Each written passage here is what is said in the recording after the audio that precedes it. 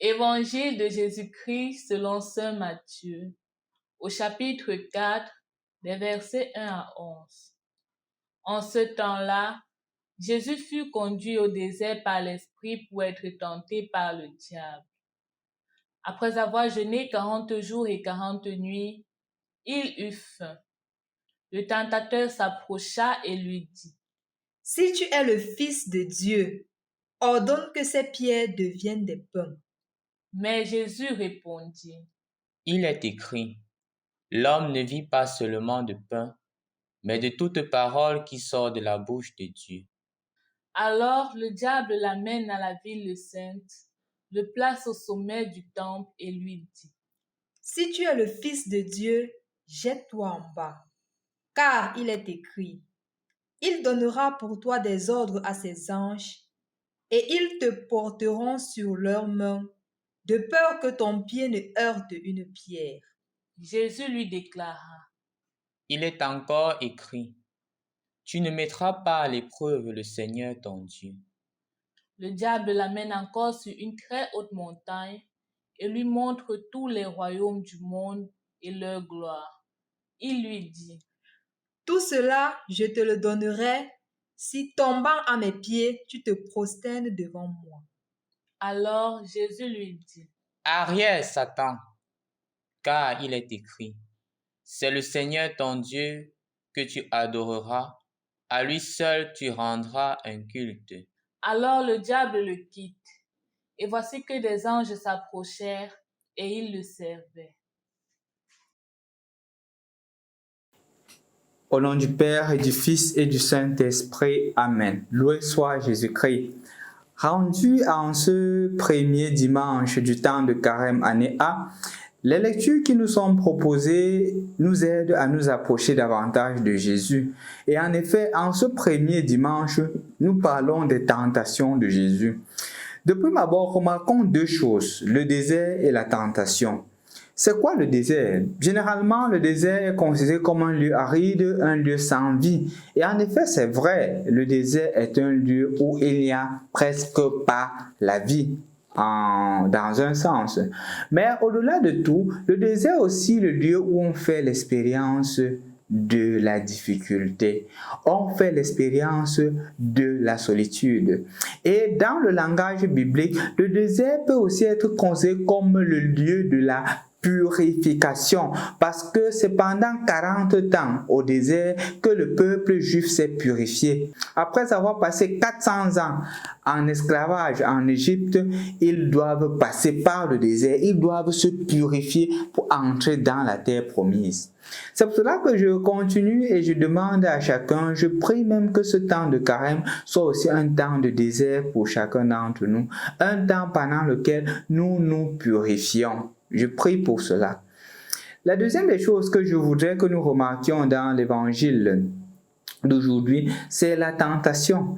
Le mot biblique, le mot grec biblique qui est utilisé ici ne signifie pas mettre à l'épreuve dans le sens de vouloir s'assurer que la personne tombe. Non, c'est considéré comme un examen dans le sens où un professeur a donné un cours, il a très bien enseigné et il voudrait se rassurer que le message est passé, comme une rétroactivité, non? Et de ce fait, il donne l'examen pour que l'enfant valide.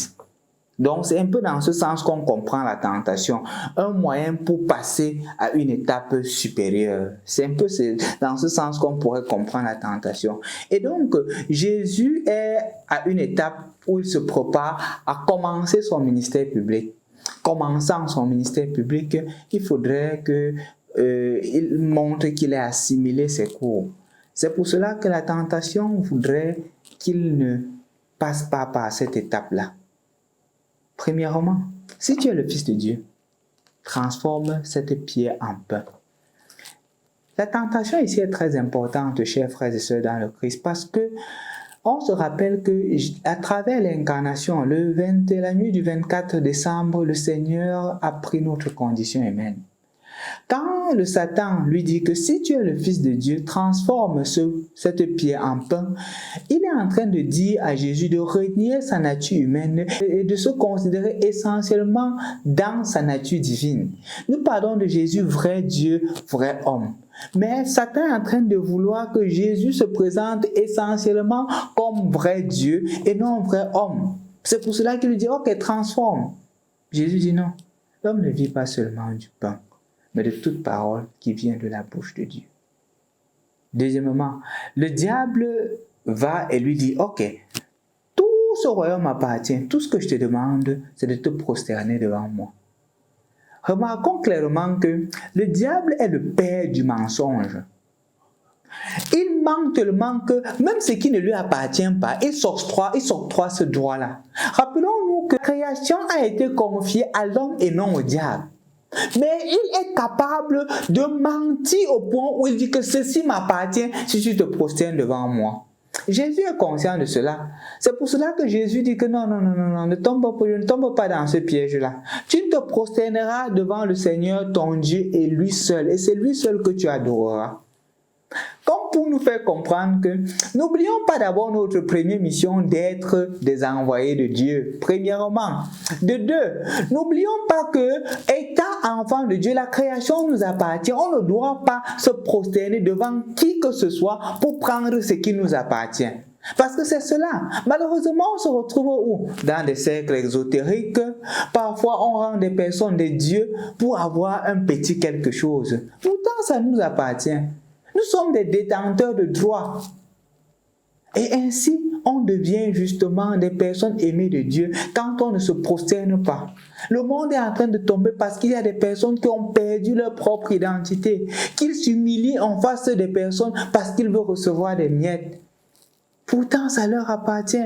Combien d'entre nous avons perdu notre personnalité parce que quelqu'un te promet un beau salaire, tu renies tout. Tu le prends pour un Dieu.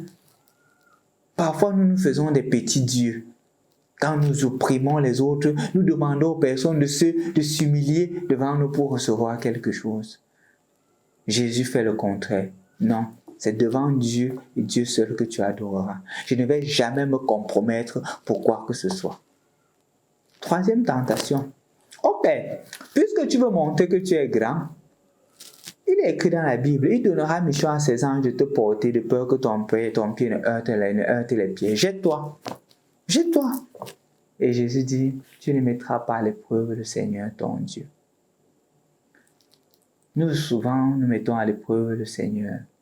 Nous le mettons à l'épreuve chaque fois où, quand il y a des moments difficiles, on dit que Seigneur, si tu es vraiment présent, agis. C'est la même tentation de Jésus. Si tu es, on se met à associer à Dieu un conditionnel. Dieu n'est pas le conditionnel. Dieu est présent aujourd'hui, demain et toujours. On ne peut pas dire à Dieu que Seigneur, si tu fais ceci. Mon frère, ma soeur, en ce dimanche, remarque premièrement que Jésus n'est pas tenté dans les moments les plus paisibles de sa vie. Il est tenté quand il a faim. Et étant tenté quand il a faim, le Seigneur te fait comprendre que c'est dans les moments difficiles de ta vie que le diable apparaît. Quand tu es malade, on commence à dire que la maladie n'est pas simple. Quand tu es endeuillé, on commence à dire que cette mort-ci n'est pas simple. Quand tu as des moments difficiles, quand tu as perdu le travail, on commence à dire que c'est à cause de ceci, c'est à cause de cela. C'est dans les moments difficiles que le diable se fait présent. Mais c'est aussi dans les moments difficiles que le Seigneur se fait davantage présent. Et l'objectif et l'optique, c'est de croire que le Seigneur est présent dans ta vie, de ne pas te laisser berner. Parfois même le malin utilise la Bible. Rappelle-toi la troisième tentation. Il est écrit, il donnera mission à ses anges de te garder de peur que ton pied ne heurte les pieds. C'est cette tentation-là. Mais Jésus dit non, je ne tombe pas dans ce piège-là. Beaucoup utilisent la parole de Dieu pour anarquer, berner les autres. Que toi, tu ne sois pas ainsi et que tu ne te laisses pas tromper par ces personnes-là. Jésus a été tenté. Toi aussi, pendant ce temps de carême, tu seras tenté. Et peut-être tu es déjà tenté. Mais n'oublie pas que Jésus a vaincu la tentation. Et vainquant la tentation, il te fait comprendre, il me fait comprendre que nous aussi, nous pouvons vaincre le mal. Sois fort et sois avec Jésus dans ce cheminement de carême. Et sortant ainsi, tu seras plus fort Parce que le Seigneur est avec toi, le Seigneur est avec moi, le Seigneur est avec nous. Il a vaincu le mal. Nous aussi, puisque nous le suivons, nous vaincrons le mal. Au nom du Père et du Fils et du Saint-Esprit.